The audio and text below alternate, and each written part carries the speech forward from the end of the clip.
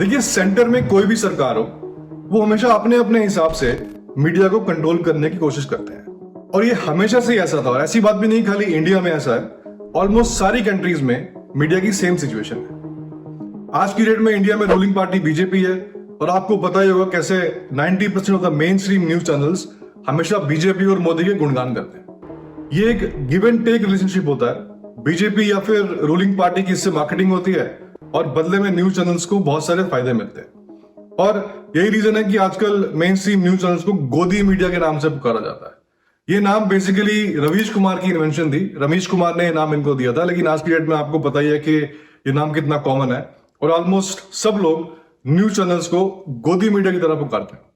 सो इस वीडियो की डिस्कशन के लिए हम आजकल के टीवी न्यूज मीडिया को दो पार्ट्स में बांटेंगे। पहले पार्ट को हम नाम दे देते हैं मेन स्ट्रीम मीडिया, जिसमें आजकल के 90% ऑफ द न्यूज चैनल जाते हैं, और जर्नलिस्ट जैसे कि नाविका कुमार, सुधीर चौधरी, अर्नब गोस्वामी या फिर बहुत सारे यूट्यूबर्स। और इनके ऊपर ये इल्जाम है कि ऑब्जेक्टिव रिपोर्टिंग नहीं करते, सरकार से तीखे सवाल नहीं करते, और ज्यादातर सरकार का गुणगान करते रहते हैं। और दूसरी साइड के लोगों को हम बोल देते हैं नॉन मेन स्ट्रीम मीडिया, जिसमें पहले एनडीटीवी था, लेकिन आज की डेट में एनडीटीवी नहीं है, लेकिन बहुत सारे यूट्यूबर्स हैं जैसे कि रवीश कुमार, करण थापर, और इनके ऊपर ये इल्जाम है कि ये हमेशा बीजेपी और सरकार का क्रिटिसिज्म नहीं करते। न्यूज चैनल से परेशान होके बहुत सारे लोगों ने सोचा कि हम लोग अपना खुद का यूट्यूब का कंटेंट बनाएंगे और लोगों को सही इंफॉर्मेशन देंगे। लेकिन आज की डेट में सिचुएशन ये है कि यूट्यूब भी दो पार्ट्स में बटा हुआ है। कुछ लोग हमेशा पॉजिटिव बात करेंगे, कुछ लोग हमेशा नेगेटिव बात करेंगे। अब हमारे देश का मेन स्ट्रीम मीडिया यानी कि गोदी मीडिया, इसके बारे में जितनी ज्यादा बात हो उतना ही कम है, और ये तो आपको पता ही होगा कि ये कितने पानी में है। We believe in you. We believe in your vision. And we believe in your leadership. अब देखा जाए तो मीडिया का ये काम नहीं है कि वो सरकार या मोदी का गुणगान करे, लेकिन या तो ये गुणगान करेंगे या फिर ये ड्रामेबाजी करेंगे। सुशांत सिंह राजपूत के केस में जज भी यही थे, वकील भी ये बन गए थे, जूरी भी यही थे, पुलिस वाले भी यही थे, और केस के खत्म होने से पहले ही इन्होंने पूरे केस में अपना वर्डिक्ट भी दे दिया था। यानी ना हमारे को कोर्ट की जरूरत, ना पुलिस की जरूरत, बस मीडिया ही सारा काम कर लेगा। आज इस वीडियो में मैं गोदी मीडिया के ऊपर बात नहीं करूंगा, क्योंकि इसके ऊपर ऑलरेडी बहुत सारे वीडियोस बनते हैं और हमें पता ही है कि इनके कामकाज करने का तरीका कैसा है। रख दो। लेकिन जो दूसरी साइड के लोग हैं, नॉन मेन स्ट्रीम मीडिया, इनको ऐसे देखा जाता है जैसे ये लोग सही जर्नलिस्ट हैं, ये अच्छा काम कर रहे हैं। ये आपको अपनी ऐसी पिक्चर पोर्ट्रे करेंगे जैसे मेन स्ट्रीम मीडिया का सारा मीडिया गोदी मीडिया है, और यही लोग अच्छा काम कर रहे हैं, यही लोग आप तक अच्छी इंफॉर्मेशन पहुंचा रहे हैं, और जैसे देश की जर्नलिज्म की पूरी भागदौड़ इन्हीं के कंधों पे है। तो अब यूट्यूब में इस तरह के बहुत सारे चैनल्स हैं, लेकिन मैं इस वीडियो में सिर्फ 3 चैनल्स को रिव्यू करूंगा और आपको बताऊंगा कि ये खुद कितने पानी में है। सबसे पहले तो हम बात करेंगे नॉन मेन स्ट्रीम मीडिया के quote unquote leader Ravish Kumar के बारे में। रवीश कुमार ने 30 नवंबर 2022 को एनडीटीवी से रिजाइन किया अदानी के टेक ओवर के बाद, और उसके बाद ये अपना कंटेंट यूट्यूब पे बनाते हैं। उससे पहले तकरीबन 30 साल इन्होंने एनडीटीवी के साथ काम किया। तो यहाँ पे थोड़े से फैक्ट्स हम एनडीटीवी के बारे में समझ लेते हैं। देखिए, एनडीटीवी के ओनर का नाम है प्रणय रॉय, उनकी वाइफ का नाम है राधिका रॉय, राधिका रॉय की सिस्टर का नाम है बृंदा करत, जो कि सीपीआईएम यानी communist party of India Marxist से फॉर्मर राज्यसभा मेंबर रह चुकी हैं। उनके हस्बैंड का नाम है प्रकाश करत, जो कि सेम पार्टी सीपीआईएम के फॉर्मर जनरल सेक्रेटरी रह चुके हैं 2005 से 2015 के बीच में। यहां तक कि प्रणय रॉय की खुद की सिस्टर, जिनका नाम है अरुंधति रॉय, वो लेफ्टिस्ट आइडियोलॉजीज के लिए जानी जाती है। अब ये तो आपको पता ही होगा कि CPIM members are the hardcore rivals of BJP and RSS. इसके अलावा रवीश कुमार के खुद के भाई ब्रजेश पांडे पास्ट में बिहार कांग्रेस के कैंडिडेट रह चुके हैं। तो कितने सारे लिंकेजेस हैं रवीश कुमार के एनडीटीवी के साथ और एनडीटीवी के सीपीआईएम और कांग्रेस के साथ। अब यहाँ पे आप सोचेंगे इससे क्या फर्क पड़ता है? किसी का दोस्त, किसी का रिश्तेदार किसी भी पार्टी को सपोर्ट कर सकता है, उससे एनडीटीवी के कंटेंट में क्या फर्क पड़ेगा?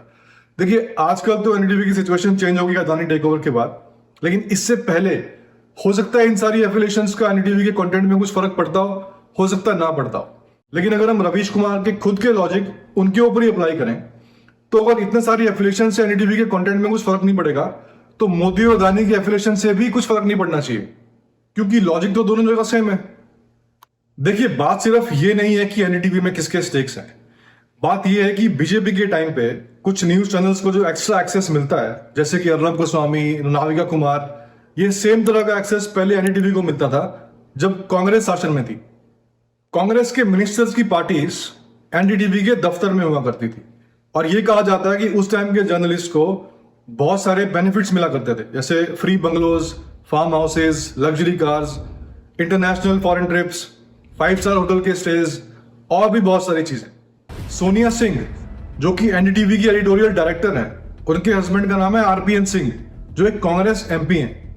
रिनाउंड बिजनेसमैन नवीन जिंदल के father in law Congress MP हैं और उनका एनडीटीवी में 17% स्टेक है। तो जब इतने सारे कांग्रेस के एमपीज एनडीटीवी में स्टेक ले रहे थे तब मीडिया खतरे में नहीं था, लेकिन जब बीजेपी के दोस्त यारों जैसे अदानी ने इसमें स्टेक ले लिया तो मीडिया खतरे में आ गया। और यही तो पिक्चर है जो आपको रवीश कुमार जी दिखाना चाह रहे हैं कि कॉन्स्टिट्यूशन खतरे में है, डेमोक्रेसी खतरे में है, इंडिपेंडेंट जर्नलिज्म की मौत हो चुकी है। यानी अगर इनको सरकार की मीडिया पे इंटरफेरेंस से इतनी प्रॉब्लम है तो उन्होंने एनडीटीवी में 30 साल कैसे काम कर लिया, छोड़ देते। और एनडीटीवी इकलौता ऐसा चैनल नहीं है जो ऐसा करता था। इंडिया टुडे कांग्रेस के टाइम पे सारा टाइम राहुल गांधी की मार्केटिंग कर रहे होते थे।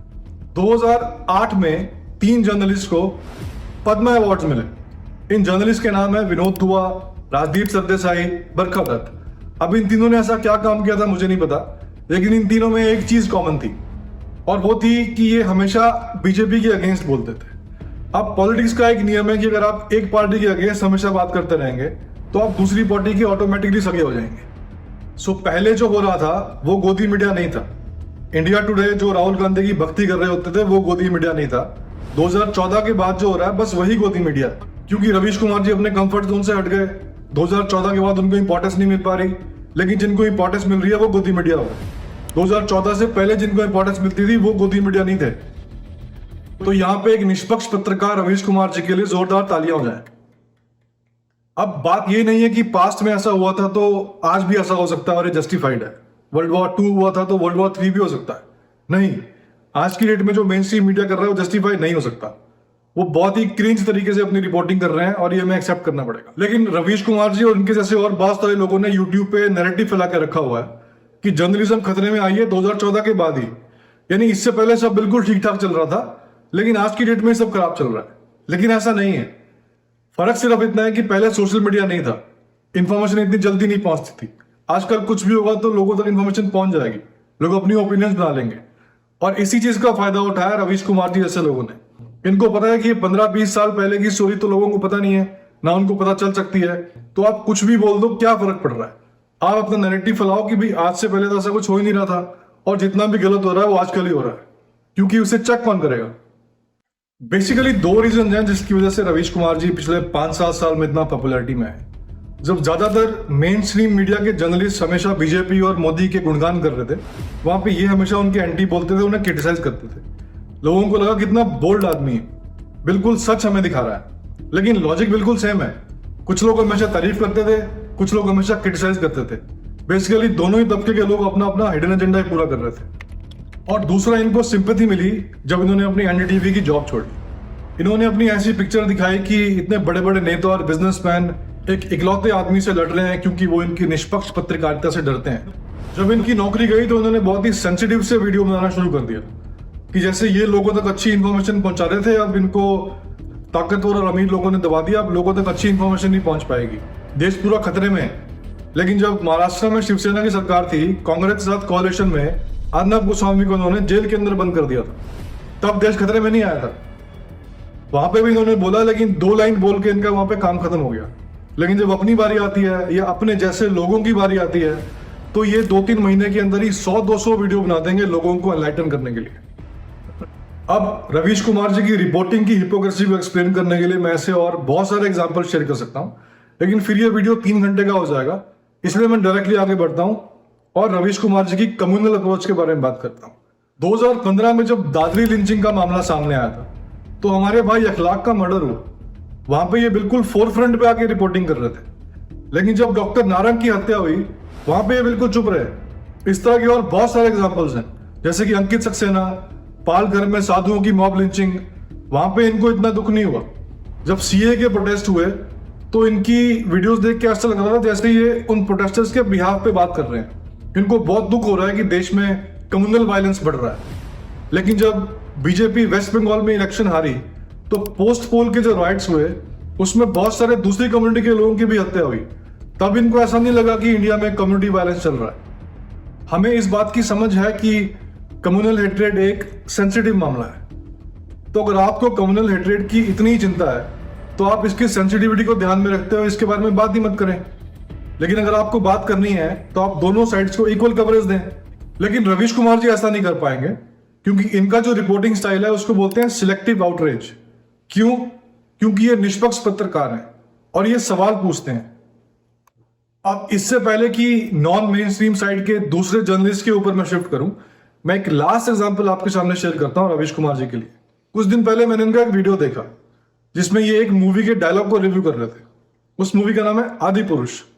और चलेगी भी तेरे बाप की। लेकिन अब मोदी नहीं, मनोज ही इस देश को बचा सकता है। देश को घटिया संवाद की बहुत जरूरत है। अब यहां पे आप एक मूवी के पूरे संवाद को रिव्यू कर रहे हैं तो मोदी बीच में कहां से आ गया? मतलब इन दोनों बातों का आपस में क्या लिंक है? अब यहां पे आप देख ही सकते हैं कि इनका मोदी ऑब्सेशन कितना स्ट्रांग है। ठीक है, आपको मोदी पसंद नहीं, आपकी अपनी कुछ आइडियोलॉजीज है, हमें उससे कोई फर्क नहीं पड़ता। आप वो आइडियोलॉजी अपने कमरे के अंदर रखिए। जब आपने डिसाइड किया कि आपको जर्नलिस्ट बनना है और आपको टीवी पे आके लोगों को इंफॉर्मेशन देनी है तो आप बिल्कुल सही तरीके से लोगों को न्यूज सुनाएं। न्यूज का मतलब नॉर्थ ईस्ट वेस्ट साउथ, यानी चारों डायरेक्शन में जो कुछ रियल घटना हो रही है, सच्ची घटना हो रही है, वो लोगों तक आप रखें बिल्कुल एज इस तरीके से। उसमें अपनी खुद की ऑब्सेशन या खुद की फ्रस्ट्रेशन मत डालें। लेकिन इनका एक डिफेंस मैकेनिज्म है। ये अपना हिडन एजेंडा पूरा करने के बाद बड़ी आसानी से बोल देंगे कि देखिए मैं तो सवाल पूछता हूं। यहां पे रवीश कुमार जी फेमस चेहरे हो गए एक साइड के, वही दूसरे साइड के फेमस चेहरे हैं अर्नब गोस्वामी। और अगर मैं इन दोनों को कंपेयर करूं तो मैं दोनों को बिल्कुल सेम लेवल पे रखूंगा। दोनों का जर्नलिज्म स्टाइल बहुत ही अजीब है। एक हमेशा चीख चिल्ला के बात करेगा और एक हमेशा सरकाज़म, टॉन्ट और क्रिटिसाइज करके ही बात करेगा। तो दोनों ही ड्रामा करते हैं। सो अल्टीमेटली इनकी जर्नलिज्म के साथ साथ इनका बहुत सारा खुद का स्टाइल, बहुत सारा खुद का ओपिनियंस, बहुत सारा खुद का ड्रामा भी आ जाता है। चलिए, रवीश कुमार जी के बारे में जो बहुत सारी बात हो गई, अब हम यहां से आगे बढ़ते हैं। नॉन मेन स्ट्रीम साइड पे और भी ऐसे बहुत सारे लोग हैं जो सेम तरीके का कंटेंट बनाते हैं, जैसे कि करण थापर, अजीत अंजुम, अभिसार शर्मा। दूसरा एग्जाम्पल हम यहाँ पे लेते हैं अभिसार शर्मा का। अगर आप इनका यूट्यूब का अकाउंट देखें तो आपको तकरीबन 1000 से ज्यादा इनके वीडियो दिखेंगे। हर दिन ये एक वीडियो लेके आएंगे और बहुत ही बुलंद आवाज में मोटा मोटा सिर्फ 2 इश्यूज के बारे में बात करेंगे। या तो ये हमेशा गोदी मीडिया करेंगे या ये हमेशा बीजेपी और मोदी को क्रिटिसाइज करेंगे। और आप इनके कंटेंट की लैंग्वेज देखिए। मोदी शाह की नींद उड़ी, बीजेपी का पालतू पत्रकार, नफरती गोदी मीडिया। प्रधानमंत्री नरेंद्र मोदी और देश के गृह मंत्री अमित शाह की रातों की नींद हराम हो गई है। मजाल है कोई भी गोदी मीडिया इस पर सवाल कर ले। इनका जो पालतू मीडिया है वो क्या करेगा? यानी सारे के सारे वीडियोस में सिर्फ और सिर्फ एंगर, हेट और फ्रस्ट्रेशन। अब इनकी पास्ट में नौकरी गई थी या इन्हें कोई और चीज का दुख है, मुझे नहीं पता, लेकिन इनके पास सिर्फ और सिर्फ एक ही तरह का कंटेंट है, बिटरनेस, हेटरेड और क्रिटिसिज्म। यानी मेन स्ट्रीम मीडिया अगर सारा दिन बीजेपी की तारीफ कर रहा है तो उसे ये गोदी मीडिया कहते नहीं थकते, यानी वो लोग खराब हो गए। लेकिन ये सारा टाइम उसके अगेंस्ट बोल रहे हैं तो यही सही हो गए। इन दोनों बातों में क्या फर्क है? यानी दूसरे साइड के लोग करें तो बायसनेस और हम करें तो हेल्दी क्रिटिसिज्म। वाह। अब तीसरे एग्जांपल में हम बात करते हैं, यूट्यूब का एक चैनल है न्यूज लॉन्ड्री। इन्होंने अपना नाम बिल्कुल सही रखा है, लॉन्ड्री। आप इनका चैनल देखेंगे, इनका हर दूसरा वीडियो गोदी मीडिया के ऊपर होगा। यानी सुबह गोदी मीडिया ने ऐसा किया, शाम को गोदी मीडिया ने ऐसा किया, आज अर्नब गोस्वामी ने ऐसा बोला, नाविका ने कल ऐसा बोला था। इनके पास और कोई कंटेंट नहीं आपको दिखाने के लिए। अब इनके पास एक दीदी है जो हर दूसरे दिन अपना वीडियो लेके आएंगी और उसमें बहुत ही यूजलेस सी क्रिंज कॉमेडी करेंगी और हेट्रेड फैलाएंगी। अरे भैया, लोग बेवकूफ नहीं है, लोगों को पता है, हमें दिख रहा है कि मेन स्ट्रीम मीडिया अच्छा काम नहीं कर रहा, मेन स्ट्रीम मीडिया बायस्ड है, तो आप अच्छा काम कर लो। वो लोगों को सही इंफॉर्मेशन नहीं पहुंचा रहे, तो आप बाहर चले जाओ, थोड़ा पसीना बहाओ, इंडिया के कोने कोने में जाओ, एक अच्छा कंटेंट लेके व्यूअर्स को दिखाओ। लेकिन नहीं, इतनी मेहनत कौन करेगा। अब मैं एक यूट्यूब पर कंटेंट क्रिएटर हूं और मैं आपको बता सकता हूं कि अगर आपको एक जेन्युइन, बहुत ही रिसर्च बेस्ड, जिसमें बहुत सारे फैक्ट्स हो, उस तरह का कंटेंट बनाना, तो आपको कभी कभी 1 से 2 हफ्ते भी लग सकते हैं। हाँ, अगर आपकी बहुत लंबी चौड़ी सी टीम है तो बात अलग है। लेकिन अगर न्यूज लॉन्ड्री की बात करें तो इतनी मेहनत कौन करेगा यार। इंडिया में लोगों को मसाला देखना है, उनको मसाला ही दिखाओ। अब ये हर दिन एक छोटी छोटी क्लिप उठाएंगे, एक दिन अर्नब गोस्वामी की, एक दिन सुधीर चौधरी की, एक दिन नाविका की, और आपको दिखाएंगे सुबह से लेकर शाम तक कि आज गोदी मीडिया ने ये किया। इनके पास और कोई कंटेंट नहीं आपको देने के लिए, और ये है इनके कंटेंट की क्वालिटी। पॉलिटिक्स कर रहे हैं ये सब लोग वहां पर बैठकर। They are doing politics, each one of them, and don't support this kind of this thing. Restless politics कर रहे हैं, अमीश की तरह ट्विटर पे मैच करनी चाहिए। अब ये सारा टाइम अर्नब गोस्वामी के पीछे पड़े रहते हैं। ठीक है जी, अर्नब गोस्वामी चिक चला के बात करता है, लेकिन उसके बावजूद भी उसने तो पिछले 5-7 साल में 3-4 ऐसे नेशनल इश्यूज ब्रेक करके दिखा दिए। चाहे आईपीएल की स्टोरी हो, सुनंदा पुष्कर का मर्डर मिस्ट्री हो, बॉलीवुड नेक्सस हो। आप मुझे बता दें कि न्यूज लॉन्ड्री ने पिछले 5 साल में ऐसे कौन से नेशनल मुद्दे के ऊपर बात की है और ऐसी कौन सी नेशनल स्टोरी ब्रेक की है। और ये न्यूज लॉन्ड्री वाले आपको हर दूसरे दिन रवीश कुमार की मार्केटिंग करते हुए दिखेंगे। आपको ऐसा दिखाएंगे कि देखिए ये होती है सही जर्नलिज्म, बाकी सारा तो गोदी मीडिया है, लेकिन पूरे देश की जर्नलिज्म की कमान सिर्फ और सिर्फ रमेश कुमार ने संभाल के रखी हुई है। न्यूज लॉन्ड्री ने भी रिसेंटली बियर बाइसेप्स को ट्रोल किया। रणवीर अलावादिया जो अपना पॉडकास्ट बनाते हैं, उनको इन्होंने बोला कि क्योंकि इनके पॉडकास्ट में बीजेपी के मिनिस्टर्स आ रहे हैं आजकल, तो ये राइट विंगर हो गए। लेकिन इनको करण थापर के पॉडकास्ट नहीं दिखाई देते। अगर आप करण थापर का यूट्यूब पे अकाउंट देखें तो 99% ऑफ टाइम्स आपको वो लोग दिखेंगे जिनका एक प्रूवन रिकॉर्ड है कि वो हमेशा बीजेपी और मोदी के अगेंस्ट ही बात करेंगे। यानी करण थापर जानबूझ के उन्हीं लोगों को बुलाते हैं जिनका उन्हें पता है कि उनको मसाला मिलेगा और उन्हें ऐसा डेटा मिलेगा कि बीजेपी के अगेंस्ट हो और मोदी के अगेंस्ट हो। उसके बारे में इन्होंने कुछ नहीं बोला, वहां पे इनका कोई वीडियो नहीं आया। क्यों? क्योंकि हम तो हिपोक्रेट्स हैं, क्योंकि हमारा एक एजेंडा है जिसको हम फॉलो कर रहे हैं। यानी जो लोग बीजेपी के मिनिस्टर्स के इंटरव्यूज ले रहे हैं वो राइट विंगर हो गए। मेन स्ट्रीम मीडिया के न्यूज चैनल जो सारा दिन मोदी का गुणगान कर रहे हैं, उनकी तारीफ कर रहे हैं, वो बायस्ड हो गए, वो गोदी मीडिया हो गए। लेकिन आप रवीश कुमार की मार्केटिंग कर रहे हैं, आप सही हो गए। आप सारा टाइम बीजेपी के एंटी बोल रहे हैं, बीजेपी को क्रिटिसाइज कर रहे हैं, आप सही हो गए। ये कैसा लॉजिक हुआ भाई? दोनों चीजों में क्या फर्क है? तो दीदी, दाढ़ी वाले भैया, कुछ तो शर्म करो यार। सो फाइनली अगर वीडियो के एंड में हम इसे कंक्लूड करें तो we are in a sad situation. दोनों ही साइड्स गलत हैं और दोनों ही साइड्स को कंप्लीटली ट्रस्ट नहीं किया जा सकता। और कुछ लोग तो इतना यूजलेस कंटेंट बनाते हैं कि उसके बारे में बात करना भी टाइम वेस्ट होगा। अब मेन स्ट्रीम मीडिया और यूट्यूब की आज की डेट में क्या हालत है, अगर इसको हम एक एग्जाम्पल में डाल के देखें तो मान लीजिए बीजेपी ने टोटल 10 काम किए, जिसमें से 5 अच्छे काम थे, 5 खराब काम थे। मेन स्ट्रीम मीडिया वाले लोग आपको दिखाएंगे कि बीजेपी ने 10 अच्छे काम किए, और नॉन मेन स्ट्रीम मीडिया वाले लोग आपको दिखाएंगे कि बीजेपी ने एक भी काम अच्छा नहीं किया, यानी 0 अच्छे काम किए। सो दोनों ही तबके के लोगों ने अपना अपना हिडन एजेंडा पूरा किया और आप तक गलत इंफॉर्मेशन पहुंचाई। इनको पता है कि इनकी एक टारगेट ऑडियंस है, ये कुछ भी कंटेंट बनाएंगे तो लोग उसको देखेंगे, तो इन्होंने अपनी टारगेट ऑडियंस का ब्रेन वॉश करने की कोशिश की। लेकिन फैक्ट क्या था कि 5 अच्छे काम तो हुए थे ग्राउंड लेवल पे। दोनों ही साइड्स के लोगों ने आपको ये नहीं बताया कि वो 5 अच्छे काम कौन से थे, क्या थे और उनमें क्या अच्छा हुआ। अल्टीमेटली लोगों तक सही इंफॉर्मेशन नहीं पहुंच पाई। अब यहाँ पे फनी चीज ये है कि दोनों ही साइड्स को लगता है कि हम सही हैं, हम अच्छा काम कर रहे हैं, सामने वाला गलत है। नॉन मेन स्ट्रीम साइड को लगता है कि हम सवाल पूछते हैं, हम क्रिटिसाइज करते हैं, इसलिए हम सही हैं। मेन स्ट्रीम वालों को लगता है कि हम नेशनलिस्ट लोग हैं, हम देश के बारे में सोच रहे हैं, हम देश के लिए काम कर रहे हैं, हम सही हैं। अब इसमें कौन सही और कौन नहीं, ये तो मैं आपके ऊपर छोड़ता हूँ। लेकिन ऐसा नहीं है कि ये सिचुएशन खाली इंडिया में है, ऑलमोस्ट सारी कंट्रीज में मीडिया की सेम हालत है।